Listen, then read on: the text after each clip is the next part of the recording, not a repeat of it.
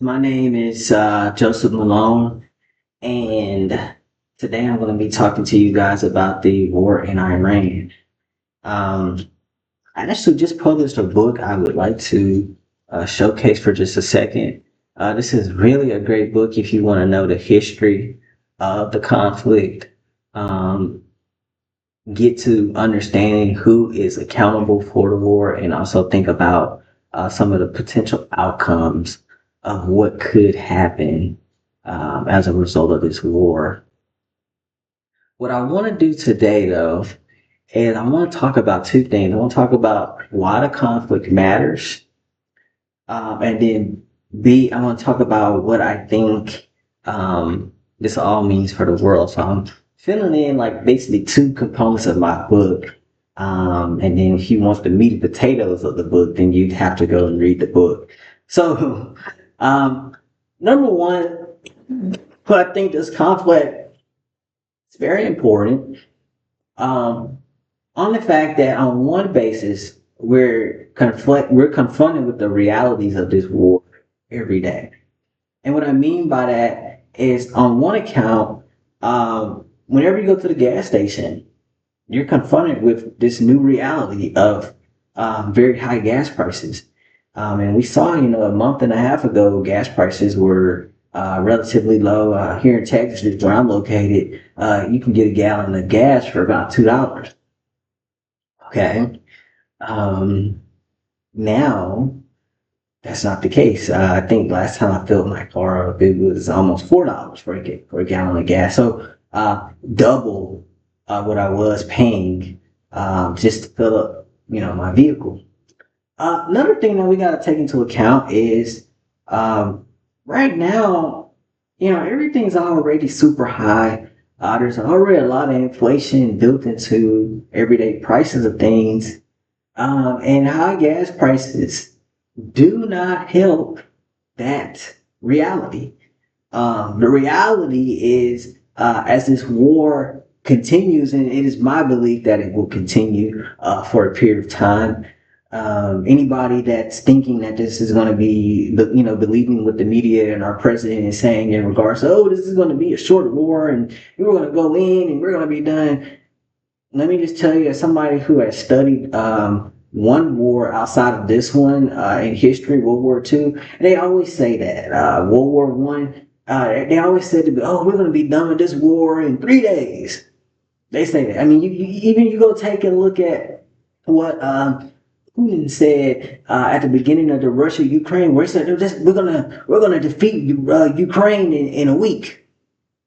Well, 4 years later, they're still at war. So, this idea that, they're trying to sell you and make you believe that, oh, the war's not going to last long. I would prepare, if you're an American, I would prepare yourself mentally to believe and understand a new reality that our country will be at war for a period of time. Now, I don't know how long that period of time will be. I hope that it will be short. But I do believe that it will be for an extended period of time. Um, so having said that, everything that we pay for, I mean, we have to understand that it's going to increase. If gas prices are going to be elevated because of the disruption of the oil flowing through the Strait of Hormuz, then we have to understand that that's going to get built in, that new price of gasoline. It's going to get built into everything that we purchase, because everything that we purchase travels via the interstate and whatnot. To get to us, to get to the store. So just understand, I think it's important because we're paying, for as far as we're confronted with new realities as far as the gas prices, but also I think something that we also need to be thinking about is what food and other services may start to look like as a result of this war. Another reason why I think this war is important is just the day and age that we live in, man. As I was writing this book, what prompted me to really write it was, I was just like, oh my, wow, what a time to be alive. Um, I spent a lot of time on Reddit, and I mean, I can't go on Reddit and not be confronted with media about this war. YouTube. I'm scrolling through my shorts, or I'm on YouTube just watching a video about something, and the next thing I'll see a suggestion, something about the Iran, Israel, United States war. So I am constantly bombarded with information about this war, and I know if I'm being constantly bombarded about it, I'm pretty sure you are also being constantly, or maybe not as much as me. I think I'm probably confronted with it more as I keep going more into it. But the fact of the matter is, I think that social media is used to convey information and propaganda about the war. And this is something that I studied in grad school, was the use of propaganda during the Nazi regime in World War II. But it's no different even today. There's just so much information about that's going on and being inserted about the war that it really begs the central question: is this information true? What are these people's basis of what they're saying about the war? I mean, is there any solid basis on it? And so I started, really getting into it. I'm watching these different podcasters and I'm watching this and that. And I'm like, okay, I hear you, but I'm going to do my own due diligence. I want to know for myself what the real deal is. And so, that's another, part of, why I started researching more about this, because this is actually really not my field, Middle Eastern history. I really study European history. But this is what's going on today. And this is what us historians do. We respond and we talk about current events, and we relate it to the past. And so I said, you know what? I'm gonna talk about this. I want to start putting my voice out there, because I think that it's important that people start to think about what is actually true about this war. And so that is why I think that this conflict matters. I think there's a lot of information out here that is not true or half true. I think if you look at all the actors in the war, Iran, Israel, and the United States, they all have a position as to why they're doing what they're doing. But are the basis of their positions accurate? Or do they make sense? And so I think that these are questions that the average person needs to start asking about this war. Instead of just accepting at face value that, oh, well, Iran was on the verge of a nuclear weapon. This is the main headline that I see. Iran was on the verge of a nuclear weapon. The question I want to ask is, were they actually? And I'm not discounting anybody that's saying that they were. Perhaps what they're saying is true.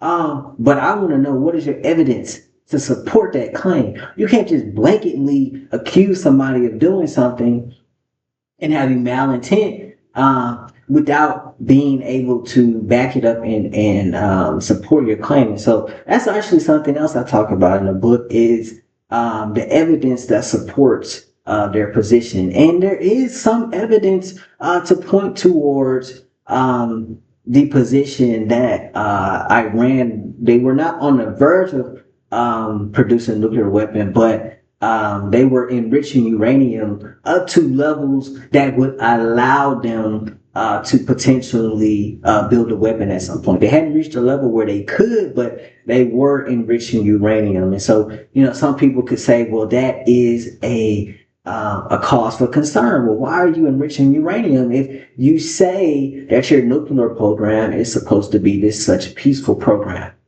The point I bring up all of that is for, as the average citizen, these are questions that you got to ask, because this is what the people are telling you. And you can't just accept what these people say at face value, because everybody has this agenda as to why it is that they're presenting the positions that they present. On one aspect, we have the media on one end. They're saying what they're saying because they want to discredit Trump, and they just want to make anything Trump does. Trump could do something good, and they would still find a way to spin it and make it sound bad. Now, I'm not saying I'm a supporter of Trump, because I'm absolutely furthest thing from it. But what I am saying is that there is a media group out there who that's their sole aim. It doesn't matter what he does. Whatever he does, it is the worst thing that a human being could ever do. And Trump does he does a lot of stupid stuff. So he makes their job pretty easy. But what I'm trying to say is there's a bias element there. Then we have another element of the media where they're going to defend anything that Trump does. Trump is the greatest thing since sliced bread. Trump could do no wrong. And, that's also furthest from the truth. So you really can't get on the mainstream media, you really can't really ever get quality, good information unless you're listening to both sides and then you synthesize the information for yourself. But part of what I want to do as I start making videos is teach people how do I synthesize information once I get it. And so that's something that we're going to do on this channel. I think we got the perfect case study to do it here with this war that's going on. So that is why this conflict matters. Now, we'll talk about outcomes. Outcomes. What are some things that could happen? What are some things that could happen? Where's my outcomes? Where's my outcome slide? Oh, I guess I didn't make an outcome slide. Well, the biggest question I think that everybody is probably wondering, and maybe they don't want to, openly ask it, but you don't want to say it. Are we on the verge of World War III? You have a war taking place in Russia and Ukraine. You have now this, war taking place, and I don't care what anybody says. Another thing, side note, real quick, because our current administration, they're really quick to say that this is a military operation, and all that is just political talk, because he has gone through formal channels of going to Congress to ask them if we can, as a country, declare war. So the president has the ability for up to 60 days to conduct what is called a quote unquote military operation.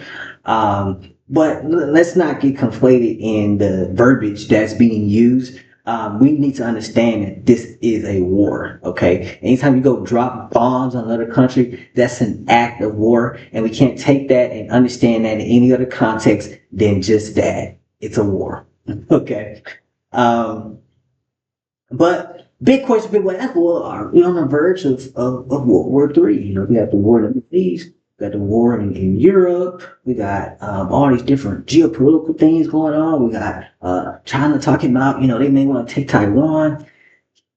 Are we on the verge of World War III? And I will say this, as somebody who studied World War II, and this is my honest opinion, I don't know. But I will say this. Don't take anything off of the table. I think that when you look at the history of both world wars, there was already little proxy wars taking place in various different places. And so all it took was one particular event to happen, which triggered other people to get involved in said conflict. And then once other people decide, oh, they want to get involved in said conflict, well, then now you have on the other side, the other people saying, okay, well, we're not going to let you, fight all these people by yourself. We're going to join in as well. So all I'm saying is this. I would not take anything off of the table. Of course, I think a World War III would be unlike World War II and World War One. It's going to be a nuclear war. It's just not going to be a war where you have boots on the ground and you're conducting bombing raids and stuff like that. The human cost would just be too high. I think that World War III would be a nuclear war. So, but I wouldn't take it off the table. Just because when you have people fighting, you just never know who's going to decide with who and how that can all play out. And it only just takes one actor to decide to act, and then that can trigger a chain reaction on the other side for, the other side to do something else. So don't take it off the table. I ain't saying it's gonna happen. I'm not trying to be doom and gloom. But what I'm saying is, don't take it off the table. Some people I've heard some, well, it's just not going to be no World War III. Okay, but I don't know. Just from my historical, understanding of things, I would just say don't take it off the table. Another outcomes. I think that if the United States is successful with its war against Iran, which I think it's going to be very difficult for them to do that. I think it can be done, but I think it will be very difficult. Then I think that you are going to be looking at an entirely different Middle East. Conversely, I think that if Iran is able to stage off the United States, I think you're looking at an entirely different world. And what I mean by that is this whole notion of American military supremacy in America as the global power. I think that's over. And one of the reasons why it'll be over is because I guarantee you the petrodollar will no longer exist. And what I mean by that is if you take the United States out of the Middle East, they lose this war some kind of way, or they say, hey, we getting out of the Middle East. Well, what's going to happen is all the Gulf nations, we're talking about Kuwait, the UAB, Dubai, all these different places, Saudi Arabia, not a Gulf state, but right there, one of the oil states. What they're gonna go do is they're gonna go to Iran and they're gonna make a deal for being able to transport their oil through the Strait of Hormuz. And so at that point, if Iran is dictating the transition of oil and goods and so forth in the Middle East, then what is the point of sitting over here trading and selling this in dollars? And that's a big reason why we're able to have the reserve currency that we have here in the United States is because the world trades oil using dollars. But if you lose that, then our currency, it's already been devalued through the Fed and their irresponsibility and the use of all of this debt by the Treasury and the Congress, and there's a lot of people to blame for the downfall of our dollar. But if that happens in the Middle East, you will really see the crash of the United States dollar because it won't be the world's reserve currency no more. There will be no reason really outside of like people that live in the United States to even hold dollars. There's a lot right now. There's a lot of banks throughout the world that just hold dollars because that's what for example, oil is bought in. But that won't need to be the case anymore after if something like this happens. Conversely, I think, for the Middle East, I think the Middle East is going to look a lot different. I think that you will probably have Israel be the dominant power over there, just because militarily they'll have the might to do that. And so they're really going to be the ones dictating policy over in the Middle East. Um, so a lot of different things can happen. I would, I'm totally against this war. I don't think that we ever should have been in it to begin with. But at the same time, I would hate to see the crash of the United States dollar, and the crash of, and the fall of America as, empire, but I mean, it seems like an inevitable reality that we get to that point. We have a lot of internal divisions that we are dealing with, and so it seems like we're just on an inevitable course of becoming, basically a nation like Great Britain, where we were once a world power, but now we're just America. Now we're just Great Britain. And so I think that we're on that course right now. And I don't know if that is by design or on mistake of bad poor decisions. But that's what I think. And I don't know. You guys tell me what you think, but I think that this war is super important to pay attention to. It's going to affect you more than you think it will affect you. I think in closing, I would encourage people to start asking questions, um, and do your own due diligence. I think the second thing is to pay attention to other countries and what they are talking about in regards to these different wars taking place. Because again, I think all it takes is for one person to say, hey, I'm going to jump in on this side, or hey, one person, I'm going to jump in on this side, and then you got something totally different going on in the Middle East.